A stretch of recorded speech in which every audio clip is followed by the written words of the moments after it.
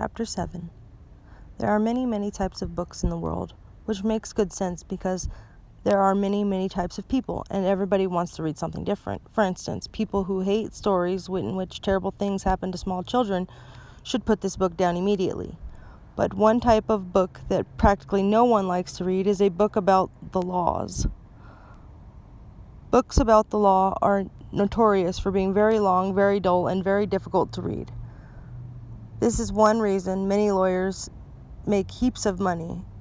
The money is an incentive. The word incentive here means offered a reward to persuade you to do something you don't want to do. To read long, dull, and difficult books. The Baudelaire children had a slightly different incentive for reading these books, of course. Their incentive was not heaps of money, but preventing Count Olaf from doing something horrible to them in order to get heaps of money. But even with this incentive, getting through the law books in Justice Strauss's private library was a very, very hard task. "Goodness," Justice Strauss said when she came into the library and saw what they were reading. She had let them in the house, but immediately went into the backyard to do her gardening, leaving the Baudelaire orphans alone in her glorious library. "I thought you were interested in mechanical engineering, animals of North America, and teeth. Are you sure you want to read those enormous law books? Even I don't like reading them, and I work in law." "Yes," Violet lied. "I find them very interesting, Justice Strauss." "So do I," Klaus said. "Violet and I are considering a career in law, so we are fascinated by these books." "Well," Justice Strauss said, "Sunny can't possibly be interested. Maybe she'd like to help me with the gardening." "Yippee!" Sunny shrieked, which meant I'd much rather prefer gardening to sitting around watching my siblings struggle through law books. "Well, make sure she doesn't eat any dirt," Klaus said, bringing Sunny over to the judge. "Of course," said Justice Strauss. "We wouldn't want her to be sick for the big performance." Violet and Klaus exchanged a look. "Are you excited about the play?" Violet asked hesitantly. Justice Strauss's face lit up. "Oh, yes," she said. "I've always wanted to perform on stage ever since I was a little girl, and now Count Olaf has given me the opportunity to live my lifelong dream. Aren't you thrilled to be a part of theater?" "I guess so," Violet said. "Of course you are," Judge Strauss said, stars in her eyes and Sunny in her hands. She left the library, and Klaus and Violet looked at each other and sighed. "She's stage-struck," Klaus said. "She won't believe that Count Olaf is up to something no matter what." "She wouldn't help us anyway," Violet pointed out glumly. "She's a judge, and she'd just start babbling about in loco parentis like Mr. Poe. That's why we've got to find a legal reason to stop this performance," Klaus said firmly. "Have you found anything in your book yet?" "Nothing helpful," Violet said, glancing down at a piece of scrap paper on which she had been taking notes. 50 years ago, there was a woman who left an enormous sum of money to her pet weasel and none of her 3 sons. The 3 sons tried to prove that the woman was insane so that the money would go to them. "What happened?" Klaus asked. "I think the weasel died," Violet said. "But I'm not sure. I have to look up some more words." "I don't think it's going to help us anyway," Klaus said. "Maybe Count Olaf is trying to prove that we're insane and he should get the money." Violet said. "But why would making us be in the marvelous marriage prove we're insane?" Klaus asked. "I don't know," Violet admitted. "I'm stuck. Have you found anything?"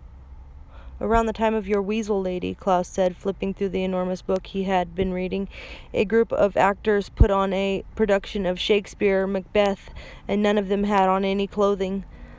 Violet blushed. "You mean they were all naked on stage?" "Only briefly," Klaus said, smiling. "The police came to shut down the production. I don't think that's very helpful either. It was just pretty interesting to read about." Violet sighed. "Maybe Count Olaf isn't up to anything," she said. "I'm not interested in performing in his play, but perhaps we're all worked up about nothing. Maybe Count Olaf really is just trying to make us welcome in his family." "How can you say that?" Klaus cried. "He struck me in the face." "But there's no way he can get a hold of our fortune just by putting us in a play," Violet said. "My eyes are tired from reading these books, Klaus, and they aren't helping us. I'm going out to go help Justice Strauss in the garden." Klaus watched his sister leave the library and felt a wave of hopelessness wash over him.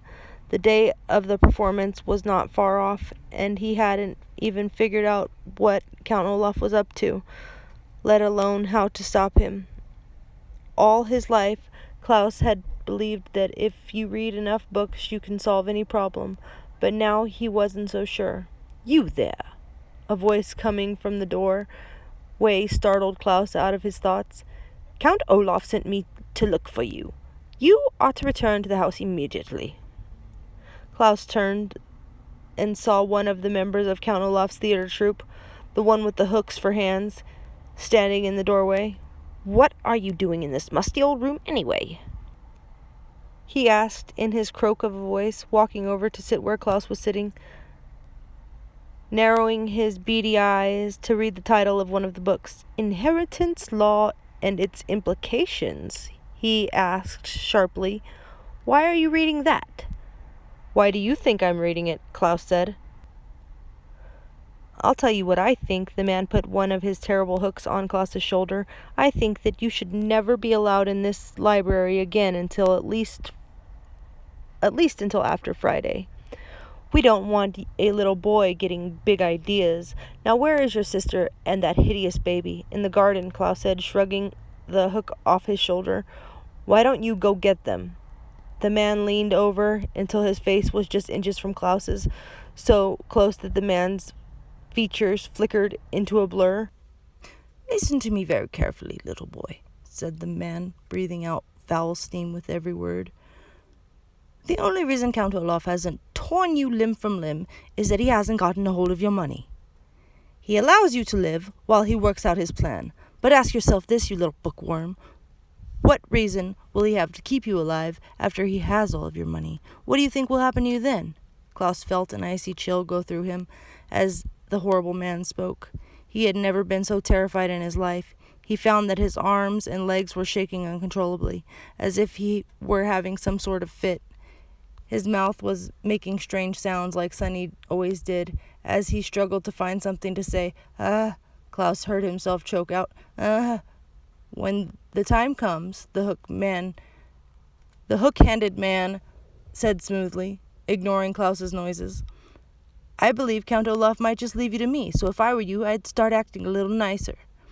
The man stood up again and put both his hooks in front of Klaus's face, letting the light of the reading lamps reflect off the wicked-looking devices.